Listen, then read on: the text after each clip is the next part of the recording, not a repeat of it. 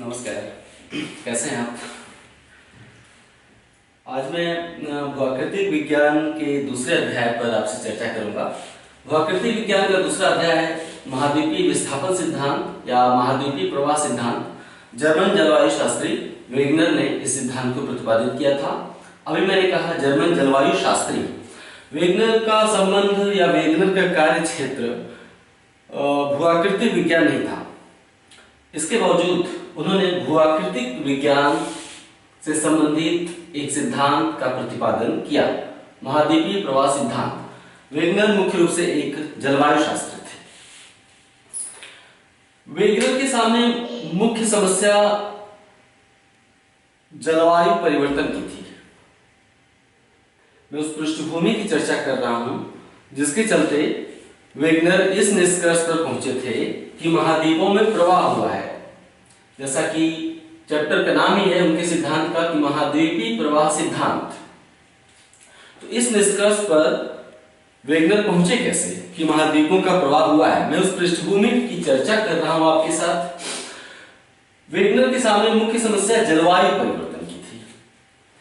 धरती पर अनेक जगहों पर, जैसे कि 7 महाद्वीप हैं, तो अनेक जगहों पर इस बात के प्रमाण मिलते हैं कि एक ही स्थल पर अलग अलग समय में अलग अलग जलवायु का प्रभाव रहा है। जैसे कि विषुवत रेखा पर कैसी जलवायु होती है, नीचे एक ग्लोब बनाया है मैंने। ग्लोब में मैंने बीच में विषुवत रेखा खींचा है। तो विषुवत रेखा पर कैसी जलवायु होती है? उष्णकटिबंधीय जलवायु होती है। क्या विषुवत रेखा पर ध्रुवीय जलवायु हो सकती है? नहीं। क्या दोनों ध्रुवों पर, ये उत्तरी ध्रुव है, दक्षिणी ध्रुव, क्या दोनों ध्रुवों पर उष्णकटिबंधीय जलवायु हो सकती है? नहीं। एक विशिष्ट जलवायु पृथ्वी के एक विशेष जोन में ही पाई जाती है। लेकिन वेगनर ने देखा कि धरती पर अलग अलग जगहों पर एक ही स्थल अलग अलग जलवायु के प्रभाव में रहे हैं। वेगनर ने इसके कारणों की तलाश के लिए 7 महाद्वीपों की यात्राएं की। इस दौरान वेगनर को जो प्रमाण प्राप्त हुए उसके आधार पर वे इस निष्कर्ष पर पहुंचे कि महाद्वीपों का प्रवाह हुआ है, यानी कोई भी महाद्वीप स्थिर नहीं है, गतिमान है। इसीलिए एक ही महाद्वीप अलग अलग कटिबंधों में अतीत काल में रहा है। उदाहरण के लिए अफ्रीका महाद्वीप अगर इस समय उष्ण कटिबंध के आसपास है या विषुवत रेखा के आसपास है, तो वेगनर कहना चाहते थे कि अफ्रीका हमेशा से विषुवत रेखा के आसपास ही नहीं रहा है, अतीत में प्रवाहित होते हुए यहां पहुंचा है। यानी अतीत में अफ्रीका हो सकता है कि ध्रुव के आसपास रहा हो। तो वेगनर का कहना है कि वर्तमान महाद्वीपों का हमें जो स्वरूप दिखाई दे रहा है, एशिया, यूरोप, उत्तरी अमेरिका, दक्षिणी अमेरिका, अफ्रीका, ऑस्ट्रेलिया, दक्षिण अंटार्कटिका, तो वर्तमान जो स्वरूप दिखाई दे रहा है ये स्थिर नहीं है। ये महाद्वीपों के प्रवाह के परिणाम स्वरूप ये स्वरूप दिखाई दे रहा है। और वेगनर कहना चाहते थे कि महाद्वीप अभी भी प्रवाहित हो रहे हैं। तो वेगनर ने जो भी सिद्धांत प्रतिपादित किया वो जलवायु संबंधी समस्या का समाधान करने के क्रम में किया। उन्होंने समाधान ऐसे किया कि महाद्वीप स्थिर नहीं है। अतीत काल में वर्तमान उष्ण कटिबंध में स्थित महाद्वीप कभी शीत कटिबंध में स्थित रहे होंगे। यही कारण है कि एक ही महाद्वीप पर एक ही जगह अलग अलग जलवायु के प्रभाव में दिखाई देता है अतीत काल में। वेगनर के अनुसार कार्बोनिफेरस युग में, अतीत काल का एक युग था कार्बोनिफेरस युग। कार्बोनिफेरस से नाम से ही पता चलता है कार्बन है इसमें लगा हुआ है। वो जमाना बड़े बड़े पेड़ पौधों का था, विशालकाय पौधे। जैसे आपने फिल्म अवतार में लास्ट में एक बहुत बड़ा वृक्ष देखा होगा, तो वो जमाना ही बड़े बड़े वृक्षों का था। तो इसीलिए उसका नाम हमने कार्बोनिफेरस युग रख दिया। तो वेगनर ने अपने सिद्धांत के अंतर्गत बताया कि प्रारंभ में सभी महाद्वीप एकाकार थे, यानी सभी स्थलखंड जुड़े हुए थे और जुड़कर एक विशाल महाद्वीप बनाते थे। उस विशाल महाद्वीप को वेगनर ने पैंजिया नाम दिया। वेगनर के अनुसार पैंजिया के चारों तरफ एक विशाल महासागर था पूरी धरती पर। उस विशाल महासागर को वेगनर ने पैंथालासा नाम दिया, यानी एक महाद्वीप पैंजिया और उसके चारों तरफ महासागर, उसका नाम पैंथालासा।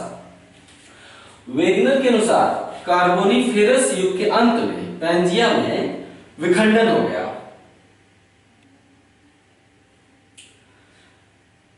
और वह उसके हिस्से अलग अलग दिशाओं में गतिमान हो गए। कैसे? सबसे पहले वेगनर ने बताया था कि जो पैंजिया की अंदरूनी संरचना के विषय में बताया था कि पैंजिया की आंतरिक संरचना में 3 परतें थी। ऊपरी परत जो ब्लैक कलर की मैंने दर्शाई है वो सियाल थी, मध्यवर्ती परत सीमा थी और केंद्रीय भाग को वेगनर ने निफे नाम दिया। वही silica aluminium, silica magnesium, nickel ferrous, SIAL, SIMA and NIFE. ऊपरी परत, मध्यवर्ती परत, निफे। वेगनर ने बताया कि पैंजिया का सबसे ऊपरी परत अर्थात सियाल सीमा के ऊपर तैर रहा था, यानी सियाल कम घनत्व का था और मध्यवर्ती परत सीमा अधिक घनत्व का था। इसके चलते सियाल सीमा के ऊपर तैर रहा था। लेकिन कार्बोनिफेरस युग के अंत में पैंजिया में विखंडन हो गया। वेगनर ने बताया कि पैंजिया का उत्तरी हिस्सा लॉरेशिया था और दक्षिणी हिस्सा गोंडवाना लैंड था।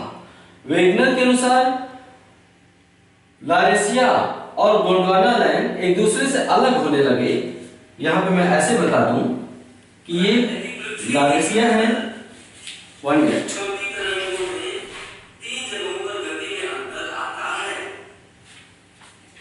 तो वेगनर ने बताया कि लॉरेशिया उत्तर की ओर प्रवाहित होने लगा गोंडवाना लैंड को छोड़कर। बीच का भाग जो खाली हो गया उसमें पैंथालासा के जल का विस्तार हो गया, यानी पैंजिया के विखंडन के बाद लॉरेशिया और गोंडवाना लैंड के बीच का जो हिस्सा था उसका नाम था टेथिस सागर, यानी कि बीच का भाग में पैंथालासा का विस्तार हो गया और उसका नाम पड़ा टेथिस सागर। वेगनर के अनुसार पैंजिया में विखंडन के पश्चात उसमें 2 दिशाओं में प्रवाह हुआ। वेगनर के अनुसार पैंजिया के विखंडन के पश्चात उसमें 2 दिशाओं में प्रवाह हुआ। एक प्रवाह उत्तर की ओर हुआ और दूसरा प्रवाह पश्चिम की ओर हुआ। लॉरेशिया के अंतर्गत 3 महाद्वीप थे, उत्तरी अमेरिका, यूरोप और एशिया। वेगनर के अनुसार उत्तरी अमेरिका, यूरोप और एशिया मिलकर लॉरेशिया बनाते थे। तो वेगनर के अनुसार पैंजिया में 2 दिशाओं में प्रवाह हुआ, एक उत्तर दिशा में और दूसरा पश्चिम दिशा में। वेगनर के अनुसार ये दोनों प्रवाह 2 प्रकार के बलों द्वारा संभव हुए। मैं नोट के रूप में आपको बाद में दिखाऊंगा, फिलहाल आप समझते जाइए। एक बल को उन्होंने बताया कि चूंकि स्वाभाविक रूप से सियाल सीमा पर तैर रहा है इसलिए तैरने में सक्षम है। तो वेगनर के अनुसार पहला बल प्लवनशीलता का बल था। प्लवनशीलता अर्थात तैरने का बल।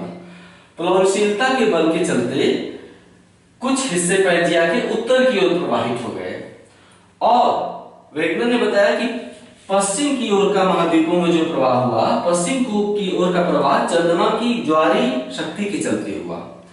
आपको पता है कि धरती पश्चिम से पूरब की ओर घूम रही है। धरती पश्चिम से पूरब की ओर घूम रही है स्वाभाविक रूप से। अगर चंद्रमा अपनी गुरुत्वाकर्षण शक्ति से जो प्रभाव डालता है महाद्वीपों पर उसे हम कहते हैं ज्वारीय शक्ति।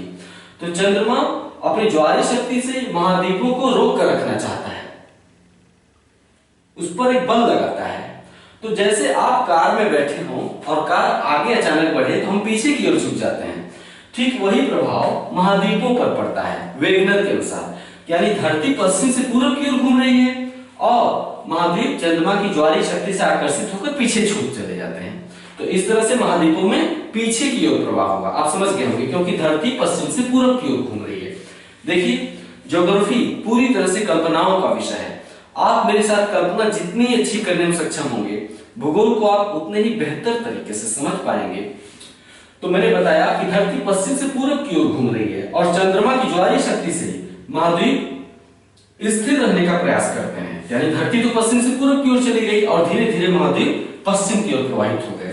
तो इस तरह से तैरने के कारण उत्तर की ओर प्रवाह हुआ और चंद्रमा की ज्वारीय शक्ति से पश्चिम की ओर प्रवाह हुआ। तो वैज्ञानिक ने बताया कि महाद्वीपों में विखंडन के पश्चात प्रवाह प्रारंभ हुआ। ये प्रवाह दो दिशाओं में हुआ, उत्तर की तरफ हुआ और पश्चिम की तरफ हुआ। उत्तर की ओर का प्रवाह गुरुत्व बल के कारण और प्लवनशीलता के बल के कारण हुआ और पश्चिम की ओर का प्रवाह चंद्रमा की ज्वारीय शक्ति के कारण हुआ। वैज्ञानिक के अनुसार दोनों अमेरिकन महाद्वीप ज्वारीय शक्ति से पश्चिम की ओर प्रवाहित हो गए। उत्तरी अमेरिका और दक्षिणी अमेरिका दोनों अमेरिकन महाद्वीप पश्चिम की ओर प्रवाहित हो गए। इससे बीच के भाग में जल का विस्तार हो गया। इससे अटलांटिक महासागर का निर्माण हुआ। जब दोनों भाग अमेरिका इस भाग को छोड़कर पीछे की ओर प्रवाहित होंगे तो बीच के भाग में जल भर गया और अटलांटिक महासागर का विस्तार हुआ। बाद में गोंडवाना लैंड का भी विखंडन हो गया। गोंडवाना लैंड का विखंडन होने के पश्चात भारत, अफ्रीका के पूर्व में एक द्वीप है मेडागास्कर, भारत, मेडागास्कर और ऑस्ट्रेलिया अलग अलग हो गए। यानी कि वो गोंडवाना लैंड का बड़ा भाग कौन सा है? अफ्रीका। गोंडवाना लैंड का बड़ा भाग अफ्रीका है, उसका विखंडन हुआ तो भारत का प्रायद्वीपीय हिस्सा पहले अफ्रीका में जुड़ा हुआ था और वो यहां था। भारत का प्रायद्वीपीय हिस्सा पहले अफ्रीका में जुड़ा हुआ था, वो यहां था। यानी प्रवाहित होते होते होते होते भारत का प्रायद्वीपीय हिस्सा हिमालय के पास तक आया है। तो गोंडवाना लैंड का भी विखंडन हुआ और जिससे भारत, मेडागास्कर और ऑस्ट्रेलिया अलग अलग हो गए। भारत के उत्तर की ओर प्रवाहित होने के क्रम में बीच के भाग में हिंद महासागर का निर्माण हुआ। भारत के उत्तर की ओर प्रवाहित होने के क्रम में हिंद महासागर का निर्माण हुआ। चारों दिशाओं में महाद्वीपों के अतिक्रमण के कारण स्थल खंड टूट गए, पैंजिया से विखंडित होकर अलग अलग प्रवाहित हो गए। महाद्वीप अलग अलग महाद्वीप बन गए, उत्तर अमेरिका, दक्षिण अमेरिका, यूरेशिया, अफ्रीका, ऑस्ट्रेलिया।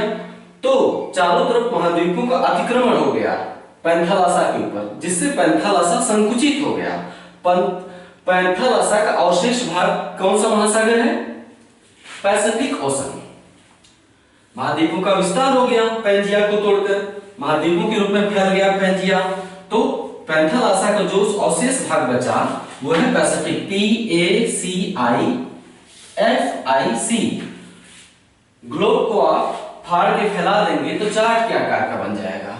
तो चार्ट को आप ऐसे ही दर्शाते हैं। अगर चार्ट में ऐसे शो होता है कि अगर आप नाव लेके इधर जा रहे हैं तो इसका अर्थ है कि आप यहां पर निकलेंगे। यानी ये किनारा चार्ट का और ये किनारा आपस में जुड़ा हुआ है, इस तरह से कल्पना करनी होती है आपको।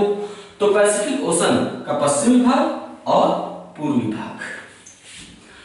तो पैंथालासा का अवशेष भाग वर्तमान में प्रशांत महासागर के रूप में विद्यमान है।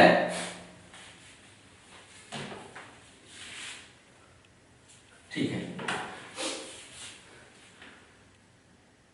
महाद्वीपीय विस्थापन सिद्धांत के अंतर्गत वेगनर ने वलित पर्वतों की उत्पत्ति की समस्या को भी सुलझाने का प्रयास किया। वेगनर ने अपने सिद्धांत के तहत वर्तमान में जो धरती पर बड़े विशाल पर्वत हैं वो वलित पर्वत हैं, जैसे एंडीज, उत्तरी अमेरिका के पश्चिमी छोर पर एंडीज, दक्षिणी अमेरिका के पश्चिमी छोर पर उत्तरी अमेरिका के पश्चिमी छोर पर जो पर्वत है उसे रॉकीज कहते हैं, दक्षिण अमेरिका के पश्चिमी छोर पर जो पर्वत है उसे एंडीज कहते हैं।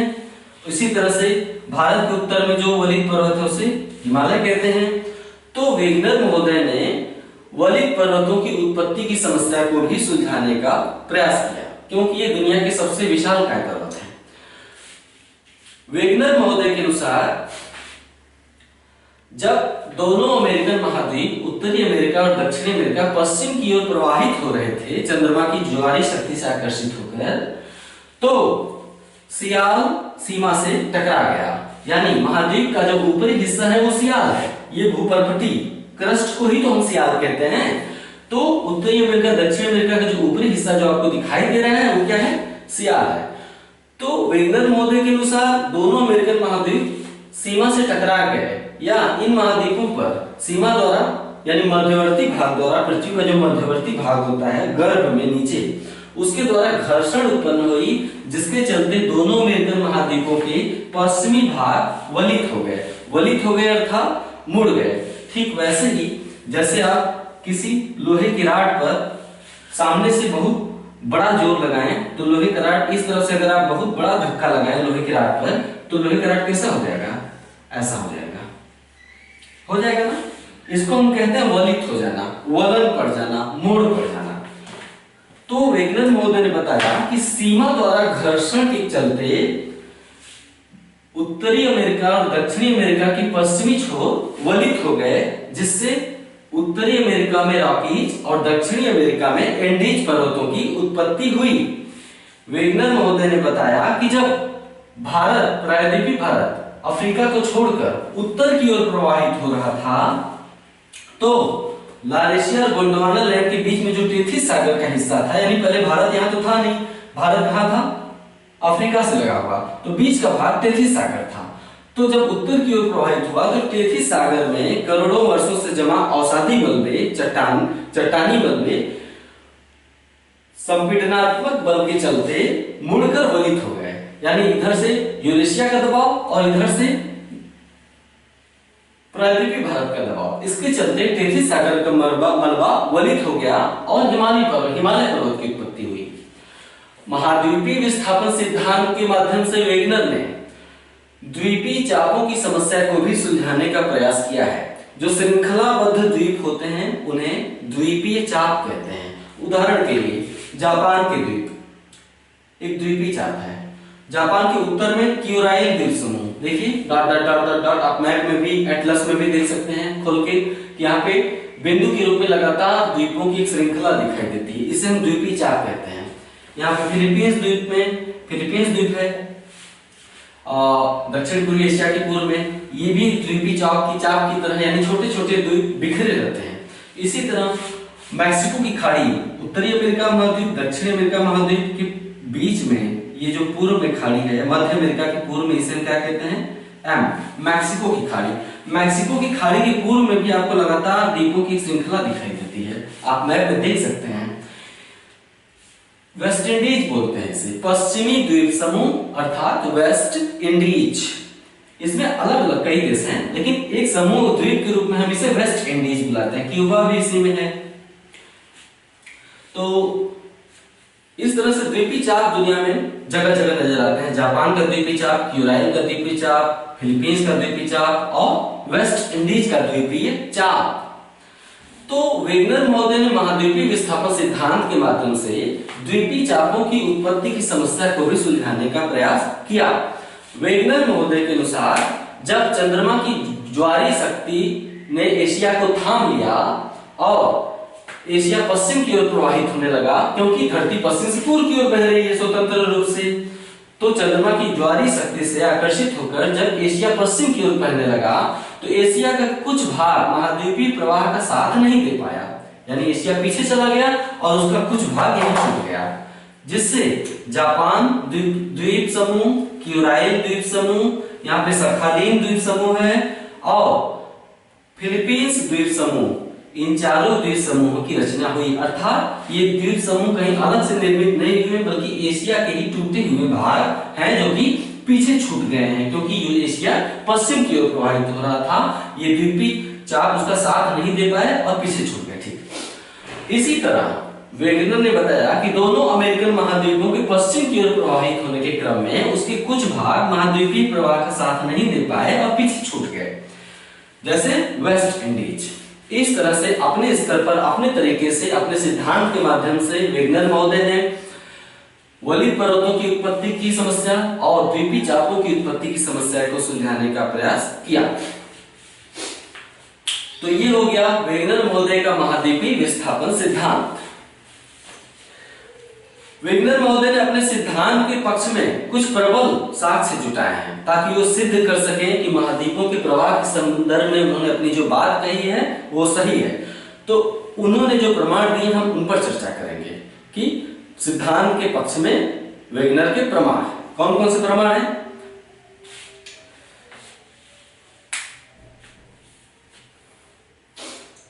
वेगनर ने कहा कि वर्तमान जो महाद्वीप हैं उन्हें एक साथ अगर आप जोड़ दें तो पैंजिया का रूप दिया जा सकता है। यानी महाद्वीपों का आकार कुछ इस हिसाब से है कि उन्हें आपस में जोड़ा जा सकता है। वेगनर महोदय के अनुसार अटलांटिक महासागर के दोनों तटों पर भू आकृतिक समरूपता पाई जाती है। आकृतिक मतलब आकार के हिसाब से। अटलांटिक महासागर के दोनों तटों पर भू आकृतिक समरूपता पाई जाती है। उनके अनुसार ये ब्राजील है, यहाँ पर ब्राजील के तट को और ये गिनी का तट कहलाता है। वेगनर के अनुसार ब्राजील के तट को और गिनी के तट को आपस में मिलाया जा सकता है। अगर नजदीक नजदीक लाया जाए तो आपस में मिलाया जा सकता है। ठीक उसी प्रकार जैसे किसी एक ही वस्तु के दो टुकड़े करके उसे फिर से आपस में जोड़ा जा सकता है। तो वेगनर कहना चाहते थे कि वास्तव में ये अलग अलग वस्तुएं नहीं है, एक ही वस्तुएं हैं जो कि टूट गई हैं और इसीलिए इन्हें फिर से जोड़ा जा सकता है, अर्थात ब्राजील और गिनी के तट को आपस में मिलाया जा सकता है। वेगनर ने यह भी बताया कि अटलांटिक महासागर के दोनों तटों पर भूगर्भीय समरूपता भी पाई जाती है। केवल भू आकृतिक ही नहीं पाई जाती बल्कि दोनों तटों पर भूगर्भीय समरूपता भी पाई जाती है। वेगनर ने पाया कि ब्राजील तट के चट्टानों और गिनी तट के चट्टानों की संरचना एक जैसी है। ये तभी हो सकता है जब दोनों तट आपस में जुड़े हुए रहे। वेगनर महोदय ने दूसरा प्रमाण ये दिया कि मैक्सिको की खाड़ी का जितना क्षेत्रफल है उतना ही क्षेत्रफल उसके पूर्व में स्थित द्वीपों का है। अर्थात इन द्वीपों का जो सम्मिलित क्षेत्रफल है उतना ही मैक्सिको की खाड़ी का है। वेगनर कहना चाहते थे कि ये द्वीप मैक्सिको की खाड़ी से ही टूटकर अलग हुए हैं, इसलिए यहां मैक्सिको की खाड़ी का निर्माण हुआ है। तीसरा प्रमाण वेगनर महोदय ने यह दिया कि जो नॉर्वे, स्वीडन और फिनलैंड देश हैं इन्हें हम स्कैंडिनेवियन कंट्री कहते हैं। तो वेगनर महोदय के अनुसार स्कैंडिनेवियन जो पर्वत है, स्कैंडिनेविया के पर्वत और कनाडा के लॉरेंस पर्वत, यूएसए के ऊपर कनाडा है, उत्तरी अमेरिका में दो ही देश हैं, आप जानते हैं, यूएसए और कनाडा। तो तीसरा प्रमाण दिया कि स्कैंडिनेविया के पर्वत और कनाडा के लॉरेंस पर्वत क्रमों में समानता है, अर्थात जो दोनों की चट्टानी संरचना एक समान है। ऐसा तभी हो सकता है जब दोनों पास पास रहे हैं। आप दोनों के कटे फटे तटों को देख रहे हैं। अगर कनाडा को पलट के ऐसे यहाँ पे जोड़ दें तो जुड़ जाएगा। कनाडा का ये वाला हिस्सा नीचे कर दें और इधर वाला हिस्सा ऊपर कर दें पलट के, तो यहाँ पे कनाडा का हिस्सा जोड़ा जा सकता है, क्योंकि दोनों तट कटे फटे हैं। इसका मतलब कनाडा टूट के ही ऐसे अलग हुआ है। तो कहना चाहते थे कि दोनों तटों के पर्वत क्रमों में, यानी कनाडा के लॉरेंस पर्वत क्रम और स्कैंडिनेवियन पर्वतों के क्रमों में समानता है। तीसरा साक्ष्य वेगनर महोदय ने ये जुटाया कि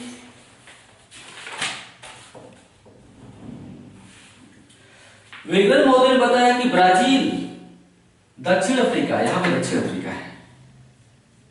वेगनर महोदय ने बताया ये ब्राजील है। वेगनर महोदय ने बताया कि ब्राजील, दक्षिण अफ्रीका, भारत और ऑस्ट्रेलिया में हिमानीकरण के साक्ष्य मिलते हैं। कहां कहां? ब्राजील, देखिए उष्णकटिबंध में विषुवत इक्वेटर बीच में खींची हुई है। ब्राजील, दक्षिण अफ्रीका, भारत और ऑस्ट्रेलिया, ये सभी क्षेत्र विषुवत रेखा के आसपास ही हैं। तो इन चारों स्थलों पर हिमानीकरण के साक्ष्य मिलते हैं, अर्थात अतीत काल में ये स्थल हिमानी जलवायु के प्रभाव में रहे हैं, जो कि ध्रुव पर पाया जाता है, दोनों ध्रुव पर। वेगनर महोदय ने बताया कि ये हिमानीकरण का जो साक्ष्य मिलता है इन देशों की वर्तमान जलवायु से मेल नहीं खाता, क्योंकि वर्तमान में तो ये उष्णकटिबंध के आसपास है। तो वेगनर महोदय ने बताया कि ऐसा तभी हो सकता है जब अतीत काल में ये सभी क्षेत्र आपस में जुड़े हुए रहे हों और दक्षिणी ध्रुव डरबन के पास रहा हो। डरबन दक्षिण अफ्रीका का एक शहर है। वेगनर महोदय ने कहा कि ऐसा तभी हो सकता है जब ये सभी क्षेत्र आपस में जुड़े हुए रहे हों और दक्षिणी ध्रुव डरबन के पास रहा हो, यानी आपस में जुड़े हुए यहां थे, इसलिए यहाँ पे हिमानी जलवायु का प्रभाव होता था और इसीलिए वर्तमान में हिमानी जलवायु के साक्ष्य या अवशेष इन स्थलों पर पाए जाते हैं। इसके बाद पांचवा साक्ष्य वेगनर महोदय ने यह दिया कि रूस का जो पूर्वी हिस्सा है उसे हम साइबेरिया कहते हैं। रूस के पूर्वी हिस्से को हम साइबेरिया कहते हैं। बिल्कुल उत्तरी ध्रुव के पास पड़ता है साइबेरिया यहाँ पर। तो और कनाडा, तो उन्होंने बताया कि साइबेरिया और कनाडा के क्षेत्रों में कोयले के निक्षेप मिलते हैं। धरती में चट्टानों में कोयले के निक्षेप मिलते हैं, जबकि कोयले का निर्माण केवल उष्णकटिबंधीय क्षेत्रों में ही होता है, यानी बीच वाले हिस्से में होता है, जहां पर कि सूर्य का प्रकाश वर्ष भर सबसे ज्यादा पड़ता है, उसे हम उष्णकटिबंधीय क्षेत्र कहते हैं। और सूर्य का सबसे ज्यादा प्रभाव कहां पड़ता है? विषुवत रेखा के आसपास सबसे ज्यादा सूर्यातप प्राप्त होता है। तो उन्होंने बताया कि साइबेरिया और कनाडा में कोयले के निक्षेप मिलते हैं। ये अजीब बात है, क्योंकि कोयले का निर्माण या कोयले के निर्माण की आदर्श दशाएं विषुवत रेखा के आसपास मिलती हैं। हम कोयले के निर्माण के विषय में आपको बता दें कि अतीत काल में कैसे हुआ है कोयले का निर्माण। 2 लाइन में, अतीत काल में विशालकाय पेड़ों का एक युग था। किसी कारणवश वो सभी पेड़ धरती में दब गए। एक लंबे समय काल तक चट्टानों का दबाव धरती के नीचे और दाब और ताप के चलते उनकी वनस्पतियों की संरचना में परिवर्तन हुआ, जिसके चलते वो लंबे समय काल में चट्टान में परिवर्तित हो गए वनस्पतियां। उस चट्टान को हम क्या कहते हैं? कोयला चट्टान। कोयला चट्टान में ऊर्जा इसलिए होती है क्योंकि वनस्पतियों की ऊर्जा, जैसे आप लकड़ी जलाते हैं तो आग निकलती है, तो वनस्पति की ऊर्जा आज उस कोयले में दफन है, जो कि क्षय नहीं हो पाई है धरती के नीचे दबी होने से। तो उस कोयले को हम जलाते हैं तो विशाल मात्रा में ऊर्जा प्राप्त होती है। तो लेकिन कोयले का निर्माण केवल उष्णकटिबंधीय दशाओं में ही हो सकता है, ध्रुवीय दशाओं में नहीं हो सकता है। तो 5वां प्रमाण उन्होंने दिया कि साइबेरिया और कनाडा में कोयले का निर्माण हुआ है। इसका अर्थ है कि ये क्षेत्र अतीत काल में विषुवत रेखा के आसपास रहे होंगे, इसीलिए और बाद में प्रवाहित होकर ध्रुवों के पास चले गए, इसलिए यहाँ पर कोयले के निक्षेप मिलते हैं। 6वां प्रमाण वेगनर महोदय ने यह दिया कि एक वनस्पति होती है ग्लोसोप्टेरिस।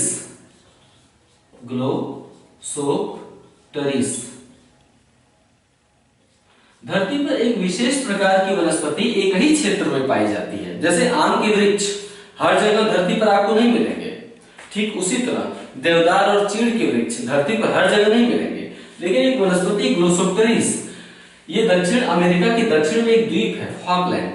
दक्षिण अमेरिका को आप एटलस में देखेंगे तो एक द्वीप दिखाई देगा सबसे दक्षिण में, फॉकलैंड। तो उन्होंने बताया कि फॉकलैंड, दक्षिण अमेरिका, भारत, ऑस्ट्रेलिया और अंटार्कटिका में एक वनस्पति पाई जाती है ग्लोसोप्टेरिस, यानी ध्रुवीय क्षेत्रों में भी पाई जाती है और उष्णकटिबंधीय क्षेत्रों में भी पाई जाती है ये वनस्पति। ऐसा तभी हो सकता है जब ये सभी भाग आपस में जुड़े हुए रहे हों, इसलिए आज भी वहां पर ग्लोसोप्टेरिस वनस्पति पाई जाती है। यानी महाद्वीपों के टूटने के बाद भी ये वनस्पति अलग अलग क्षेत्रों में उगनी बंद नहीं हुई। ये मेरे सिद्धांत के पक्ष में वेगनर महोदय द्वारा दिए गए प्रमाण दिए, और अब इस सिद्धांत की कमियों पर चर्चा करेंगे। कमियों पर चर्चा, वेगनर महोदय ने अपना सिद्धांत अतीत काल में हुए जलवायु संबंधी परिवर्तन को सिद्ध करने के लिए अपना सिद्धांत दिया था, लेकिन इस क्रम में वेगनर महोदय कई विरोधाभासी बातें कर गए। पहली कमी तो यह है कि वेगनर महोदय ने यह नहीं बताया कि कार्बोनिफेरस युग से पहले पैंजिया किस बल द्वारा स्थिर रहा, जुड़ा रहा। टूटा तो ठीक है, लेकिन उसके पहले जुड़ा था तो किस बल से जुड़ा था, ये नहीं बताया। दूसरी कमी, उन्होंने ये भी नहीं बताया कि उन्होंने बस बोला कि पैंजिया का विखंडन आंतरिक कारणों से हुआ है। वो आंतरिक कारण क्या है कि पैंजिया टूट गया, इस पर वेगनर महोदय ने चर्चा नहीं की है। यानी जोड़ने का कारण नहीं बताना और विखंडन होने का कारण नहीं बताना, ये सिद्धांत के वैज्ञानिक आधार को कमजोर करता है। दूसरी कमी, वेगनर महोदय ने बताया कि चंद्रमा की ज्वारीय शक्ति के चलते महाद्वीप पीछे छूट गए या पीछे प्रभावित होने लगे, जैसे उत्तरी अमेरिका और दक्षिण अमेरिका और बीच में अटलांटिक महासागर का निर्माण हुआ। लेकिन चंद्रमा की ज्वारीय शक्ति से महाद्वीपों का प्रवाह तभी हो सकता है जब चंद्रमा की ज्वारीय शक्ति वर्तमान से करोड़ों गुना अधिक हो, क्योंकि वेगनर महोदय द्वारा जो बल प्रयुक्त किया गया है महाद्वीपों के प्रवाह के लिए, वो पर्याप्त नहीं है, ये भी कमी है। वेगनर महोदय ने बताया कि पैंजिया के विखंडन के पश्चात महाद्वीपों में दो दिशाओं में प्रवाह हुआ, उत्तर की ओर प्रवाह और पश्चिम की ओर प्रवाह। लेकिन भारत तो उत्तर पूर्व की ओर बह रहा है, अफ्रीका से अलग हुआ, यह दिशा उत्तर पूर्व की होती, उत्तर और पूर्व, तो भारत तो उत्तर पूर्व की ओर प्रवाहित हुआ, तो यह भी एक कमी है। वेगनर महोदय ने यह नहीं बताया कि जब दोनों अमेरिकन महाद्वीप पश्चिम की ओर प्रवाहित हो रहे थे तो बीच में अटलांटिक महासागर में डूबा हुआ अटलांटिक कटक उस वक्त कहां था। अटलांटिक महासागर में उत्तर से लेकर दक्षिण तक एक पर्वत मिलता है जल में डूबा हुआ। अटलांटिक महासागर में उत्तर से दक्षिण तक सागर की सतह के नीचे जल में डूबा हुआ एक पर्वतनुमा आकृति मिलती है जिसे हम क्या कहते हैं, अटलांटिक कटक। तो वेगनर महोदय ने यह नहीं बताया कि जब अमेरिका अफ्रीका से जुड़ा हुआ था तो उस समय अटलांटिक कटक कहां था, और जब प्रवाहित हो गया तो बीच में अटलांटिक कटक कहां से आ गया, यह भी नहीं बताया वेगनर महोदय ने। वेगनर महोदय के सिद्धांत की एक कमी यह भी है कि उन्होंने पहले बताया कि सियाल सीमा पर तैर रहा है, उसी के चलते तो महाद्वीप प्रवाहित हुए, क्योंकि कम घनत्व वाला सियाल सीमा पर तैर रहा है, इसके चलते महाद्वीप तैरने में सक्षम थे, अपने नीचे स्थित अधिक घनत्व वाले पदार्थ पर खिसकने में सक्षम थे, क्योंकि सियाल कम घनत्व का है। तो उन्होंने तो पहले बताया कि सियाल सीमा पर तैर रहा है, बाद में कह रहा है कि सियाल सीमा से टकरा गया, यानी दोनों अमेरिकन महाद्वीप सियाल से टकरा गए। इन दोनों में से कोई एक ही बात सही हो सकती है, या तो सियाल सीमा पर बिना किसी रुकावट के तैरे या फिर सियाल सीमा से टकरा जाए, दोनों विरोधी बातें कह गए। और ठीक है, इसके बाद हमने प्रमाण बता दिया और कमियां बता दी सिद्धांत की। उम्मीद है आपने इसे अच्छे से एंजॉय किया होगा और समझा होगा। आइए हम इस पर एक छोटा सा नोट्स तैयार करवा दें। अगर आप इसे क्रमशः लिख लें तो निश्चित रूप से और बेहतर रहेगा। वैसे तो मैंने इस तरह से पढ़ाया कि आप उसे लिख सकते हैं सुनकर, लेकिन एक साथ मैं उसे पढ़ देता हूं ताकि आप उसे नोट्स के रूप में लिख दें। महाद्वीपीय सिद्धांत, महाद्वीपीय विस्थापन सिद्धांत। अल्फ्रेड वेगनर महोदय ने महाद्वीपों की गति से संबंधित या महाद्वीपों के प्रवाह से संबंधित जिन सिद्धांतों को 1912 में प्रस्तुत किया उसे महाद्वीपीय विस्थापन सिद्धांत कहा जाता है। जर्मन जलवायु शास्त्री अल्फ्रेड वेगनर के सामने मुख्य समस्या जलवायु परिवर्तन की थी। भूमंडल पर अनेक क्षेत्रों में इस बात के प्रमाण मिलते हैं कि एक ही स्थान पर अलग अलग समयों में अलग अलग जलवायु का प्रभाव रहा है। इसके कारणों की तलाश हेतु वेगनर ने अनेक यात्राएं की और इस दौरान वेगनर को जो प्रमाण प्राप्त हुए उसके आधार पर वेगनर इस निष्कर्ष पर पहुंचे कि महाद्वीपों का स्थानांतरण हुआ है, और इस प्रकार उन्होंने भूआकृति विज्ञान से संबंधित एक नए सिद्धांत का प्रतिपादन कर डाला। वेगनर के अनुसार समस्त स्थलभाग कार्बोनिफेरस युग में एक विशाल महाद्वीप के रूप में संलग्न था। इस विशाल महाद्वीप को वेगनर ने पैंजिया नाम दिया, जिसकी स्थिति दक्षिणी गोलार्ध के आसपास, दक्षिणी ध्रुव के आसपास थी। उत्तरी ध्रुव, दक्षिणी ध्रुव, इसके आसपास थी पैंजिया की स्थिति। वेगनर के अनुसार पैंजिया के चारों तरफ एक विशाल महासागर था, जिसे वेगनर ने पैंथालासा नाम दिया। वेगनर के अनुसार पैंजिया की आंतरिक संरचना में 3 परतें थीं, ऊपरी परत, मध्यवर्ती परत और केंद्र भाग, अर्थात सियाल, सीमा और निफे। ये चित्र आप बना लेंगे दोनों। इसके बाद वेगनर ने बताया कि सियाल बिना किसी रुकावट के सीमा पर तैर रहा था। पैंजिया का उत्तरी भाग लारेशिया तथा दक्षिणी भाग गोंडवानालैंड को प्रदर्शित करता था। वेगनर के अनुसार बाद में पैंजिया का विखंडन हो गया, जिससे लारेशिया और गोंडवानालैंड एक दूसरे से अलग हो गए। मध्यवर्ती भाग में टेथिस सागर का विस्तार हो गया। पैंजिया में विभाजन के पश्चात 2 दिशाओं में उसमें प्रवाह प्रारंभ हुआ, पश्चिम की ओर प्रवाह और उत्तर की ओर प्रवाह। ये प्रवाह दो प्रकार के बलों द्वारा संभव हुआ। नंबर 1, उत्तर की ओर प्रवाह गुरुत्व बल और प्लवनशीलता के बल के कारण संभव हुआ, क्योंकि कम घनत्व वाला सियाल सीमा पर तैर रहा है। पश्चिम की ओर प्रवाह चंद्रमा की ज्वारीय शक्ति के कारण हुआ। पृथ्वी पश्चिम से पूर्व की ओर घूम रही है, अतः ज्वारीय बल से जनित घर्षण के कारण महाद्वीप पीछे छूट गए और उसमें पश्चिम की ओर प्रवाह प्रारंभ हो गया। सर्वप्रथम उत्तरी भाग लैरेशिया का उत्तर की ओर प्रवाह हुआ। लैरेशिया में उत्तरी अमेरिका, यूरोप और एशिया शामिल थे। लैरेशिया में उत्तरी अमेरिका, यूरोप और एशिया। तो सर्वप्रथम लैरेशिया का उत्तर की ओर प्रवाह हुआ। जुरासिक युग में गोंडवाना लैंड का भी विखंडन हो गया और ज्वारीय बल के कारण प्रायद्वीपीय भारत, मेडागास्कर और ऑस्ट्रेलिया गोंडवाना लैंड से अलग हो गए। उत्तर तथा दक्षिण अमेरिका ज्वारीय बल के कारण पश्चिम की ओर प्रवाहित होने लगे, जिससे अटलांटिक महासागर का निर्माण हुआ। प्रायद्वीपीय भारत के उत्तर की ओर प्रवाहित होने से हिंद महासागर का निर्माण हुआ। कई दिशाओं से महाद्वीपों के अतिक्रमण के कारण पैंथालासा संकुचित हो गया और उसका अवशेष भाग प्रशांत महासागर बना। वेगनर के अनुसार वेगनर ने अपने सिद्धांत के माध्यम से वलित पर्वतों की उत्पत्ति की समस्या और द्वीपीय चापों की उत्पत्ति की समस्या को सुलझाने का प्रयास किया है।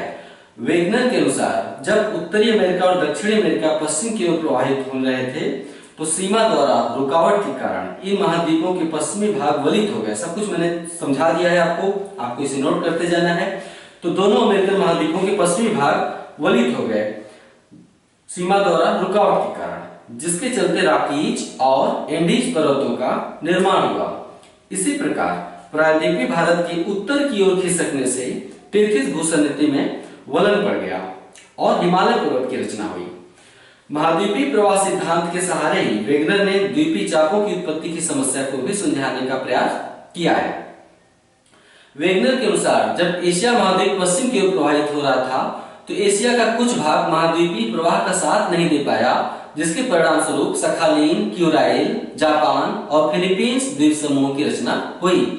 वेगनर ने बताया कि इसी प्रकार जब दोनों अमेरिकन महाद्वीप पश्चिम की ओर प्रवाहित हो रहे थे, तो उसके कुछ भाग महाद्वीपीय प्रवाह का साथ नहीं दे पाए, जिसके चलते वेस्ट इंडीज द्वीप समूह की रचना हुई। सिद्धांत के पक्ष में प्रमाण महाद्वीपों का प्रवाह हुआ है, इसे प्रमाणित करने के लिए वेगनर ने अनेक भूगर्भिक, भूआकृतिक, जलवायु और जैविक साक्ष्य प्रस्तुत किए। पहला साक्ष्य, वेगनर के अनुसार महाद्वीपों को जोड़कर पैंजिया का रूप दिया जा सकता है। ब्राजील और गिनी के मग्न तट, ये ब्राजील का तट और ये गिनी का तट, ब्राजील और गिनी के मग्न तट लगभग पूरी तरह से एक दूसरे से मिलाए जा सकते हैं, जिस प्रकार किसी वस्तु के दो टुकड़े करके आपस में जोड़ दिया जा सकता है। इसी प्रकार अटलांटिक महासागर के दोनों तटों के पर्वत क्रमों में अर्थात पर्वतों की संरचना में समानता मिलती है। दूसरा प्रमाण, जितना क्षेत्रफल मैक्सिको की खाड़ी का है, लगभग उतना ही क्षेत्रफल उसके पूर्व में उपस्थित द्वीपों के सम्मिलित क्षेत्रफल का है। तीसरा प्रमाण, स्कैंडिनेविया के पर्वत और कनाडा के लारेंस पर्वत क्रमों में समानता मिलती है। चौथा प्रमाण, ब्राजील, दक्षिण अफ्रीका, प्रायद्वीपीय भारत और ऑस्ट्रेलिया में कार्बोनिफेरस युग के हिमानीकरण के साक्ष्य मिलते हैं, जो कि इन क्षेत्रों की जलवायु से मेल नहीं खाता। ऐसा तभी हो सकता है जब सभी स्थल भाग एक रहे हों और दक्षिणी ध्रुव डरबन के पास रहा हो। पांचवा प्रमाण, कनाडा और साइबेरिया के अनेक क्षेत्रों में कोयले के साक्ष्य मिलते हैं या कोयले के निक्षेप मिलते हैं। कोई भंडार जो धरती के भीतर दबा हुआ होता है, संसाधन का भंडार, उसे निक्षेप कहते हैं। तो कनाडा और साइबेरिया के क्षेत्रों में कोयले के निक्षेप मिलते हैं, जबकि कोयले का निर्माण उष्णकटिबंधीय क्षेत्रों में ही हो सकता है। स्पष्ट है कि ये दोनों क्षेत्र कभी भूमध्य रेखा के आसपास अतीत में रहे हों। इस तरह से हमने आपको सिद्धांत के पक्ष में प्रमाण बताया। अब सिद्धांत की आलोचना करते हैं।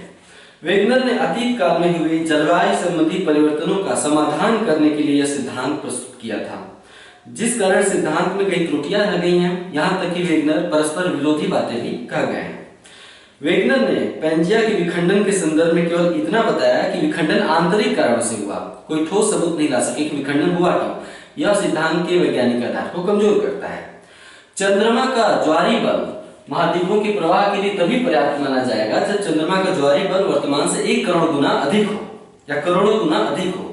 इसका अर्थ है कि वेगनर द्वारा प्रयुक्त बल महाद्वीपों के प्रवाह के लिए पर्याप्त नहीं है। वेगनर के अनुसार महाद्वीपों का प्रवाह उत्तर की ओर हुआ और पश्चिम की ओर हुआ, जबकि प्रायद्वीपीय भारत या भारत उत्तर पूर्व की ओर प्रवाहित हो रहा है। इसी तरह ऑस्ट्रेलिया भी उत्तर पूर्व की ओर प्रवाहित हो रहा है। वेगनर विरोधी बातें भी कह गए। प्रारंभ में बताया कि सियाल सीमा पर तैर रहा है, बाद में बताया कि सियाल सीमा से टकरा गया। इन दोनों में से कोई एक बात ही सत्य हो सकती है। यदि अटलांटिक महासागर के दोनों तट पहले संलग्न थे, अटलांटिक महासागर के दोनों तट पहले जुड़े हुए थे, तो उस समय अटलांटिक कटक कहां था जो कि जल में डूबा हुआ है। इस पर वेगनर मौन है। यह भी सिद्धांत के वैज्ञानिक आधार को कमजोर करता है। वेगनर ने यह भी नहीं बताया कि कार्बोनिफेरस युग से पहले पैंजिया किस बल द्वारा आपस में जुड़ा था। तो इस तरह से सिद्धांत के पक्ष में वेगनर द्वारा दिए गए प्रमाण पर हमने चर्चा की। हमने सिद्धांत में कमियां जोड़ी। अक्सर सवाल पूछे जाते हैं महाद्वीपीय प्रवाह सिद्धांत से, पहले टिप्पणी के रूप में पूछे जाते थे जब लंबे प्रश्नों और उत्तरों का जमाना था। अब 10 और 15 अंकों के प्रश्न आ रहे हैं भूगोल के, तो वैसे भी ये प्रश्न मुख्य तो टिप्पणी पूछी नहीं जा रही है, 15 या 10 अंकों का प्रश्न पूछा जा रहा है। तो ये बहुत ही महत्वपूर्ण टॉपिक रहा है यूपीपीएससी के लिए। हमेशा यहाँ से सवाल बनते रहे हैं। प्रश्नों में बहुत ज्यादा विविधता नहीं हो सकती है, सीधा सीधा 2 ही तरह के प्रश्न बनेंगे कि पहला वन, महाद्वीपीय प्रवाह सिद्धांत की आलोचनात्मक समीक्षा कीजिए। आलोचनात्मक समीक्षा में मैंने जो 4 पेज दिखाया वो नहीं लिखेंगे, सीधे सीधे उसकी आलोचना कर देनी है। कुछ परिचय देते हुए, परिचय शुरू में परिचय वाली बातें देते हुए कि वेगनर ने कहानी अगर लंबा कहेंगे तो आपकी शब्द सीमा कम पड़ जाएगी।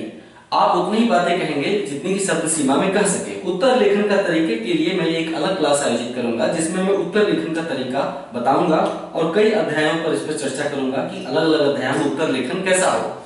फिलहाल मैं बताता हूं कि 2 तरह के प्रश्न पूछे जाते हैं कि महाद्वीपीय प्रवाह सिद्धांत का आलोचनात्मक समीक्षा कीजिए या आलोचना कीजिए, या महाद्वीपीय प्रवाह सिद्धांत की चर्चा कीजिए। लगभग समान उत्तर बनेगा। आप इस सिद्धांत को बताते समय वेगनर के द्वारा जुटाए गए प्रमाण और लास्ट में आलोचनाओं पर विशेष चर्चा करेंगे, क्योंकि अगर इस सिद्धांत की आलोचनाओं पर आप चर्चा नहीं करेंगे तो नंबर नहीं मिलेंगे। साथ ही मैंने जो मैप बनाया, अगर आप मैप बना देंगे पंथलासा पैंजिया को दर्शा देंगे, कार्बोनिफेरस युग में दिखाएंगे कि एक था, उसी तरह सियाल सीमा नीफे 3 मध्यवर्ती ऊपरी परत मध्यवर्ती परत नीफे को दर्शाएंगे। यानी ये शब्दावलियां हैं, ये शब्दावलियां वेगनर द्वारा प्रयुक्त की गई हैं। अगर आप इनका प्रयोग करेंगे तो निश्चित रूप से नंबर इसमें अच्छे मिलते हैं। चैप्टर बहुत ही छोटा है लेकिन बहुत ही महत्वपूर्ण, हमेशा इससे सवाल बनते रहते हैं। आगे भी इस पर चर्चा होगी कि कैसे सवाल बनते हैं, इनका उत्तर कैसे लिखा जाए। अभी तो हम नोट्स बनवा रहे हैं, लेकिन उत्तर कुशल उत्तर लेखन के लिए भी हम आपसे चर्चा करेंगे। आज की क्लास यही खत्म हुई। इसके बाद हम आपसे सागर नितल प्रसरण की पर चर्चा करेंगे और बताएंगे कि कटकों का निर्माण कैसे हुआ, मध्यवर्ती कटक जो सागर में पाए जाते हैं, और सागर तल का विस्तार कैसे हो रहा है, इस पर हम चर्चा करेंगे। और इस तरह से आज दूसरा क्लास खत्म हुआ। कैसा लगा आप अपनी प्रतिक्रिया जरूर दीजिएगा। नमस्कार।